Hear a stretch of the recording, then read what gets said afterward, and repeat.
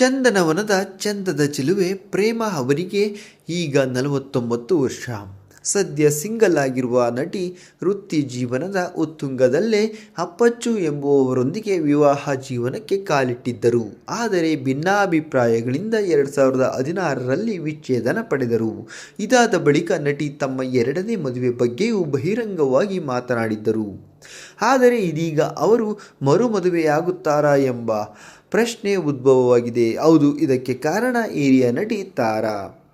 ಆಭರಣ ಮಳಿಗೆಯೊಂದರ ಜಾಹೀರಾತಿಗಾಗಿ ತಾರಾ ಮತ್ತು ಪ್ರೇಮ ಮಳಿಗೆಗೆ ಭೇಟಿ ನೀಡಿದ್ದರು. ಆ ಸಮಯದಲ್ಲಿ ನಟಿ ತಾರಾ ಆಭರಣಗಳ ಬಗ್ಗೆ ಮಾತನಾಡುತ್ತಾ, ಇದು ನಿನ್ನ ಮದುವೆಗೆ ಚೆನ್ನಾಗಿ ಕಾಣಿಸುತ್ತೆ, ಮದುವೆ ದಿನ ಹಾಕಿಕೋ ಎಂದು ಹೇಳಿದ್ದಾರೆ.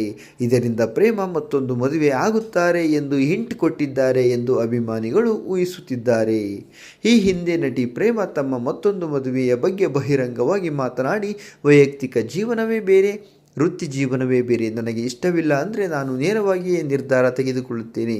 ನನ್ನ ಜೀವನದ ಬಗ್ಗೆ ತಂದೆ ತಾಯಿ ಜೊತೆ ಚರ್ಚಿಸಿಯೇ ತೀರ್ಮಾನ ಮಾಡ್ತೀನಿ. ಮದುವೆಯೇ ಜೀವನವಲ್ಲ, ಎಲ್ಲರಿಗೂ ಬೇರೆ ಬದುಕಿದೆ, ವಿಶ್ವ ವಿಶಾಲವಾಗಿದೆ ಎಂದಿದ್ದರು.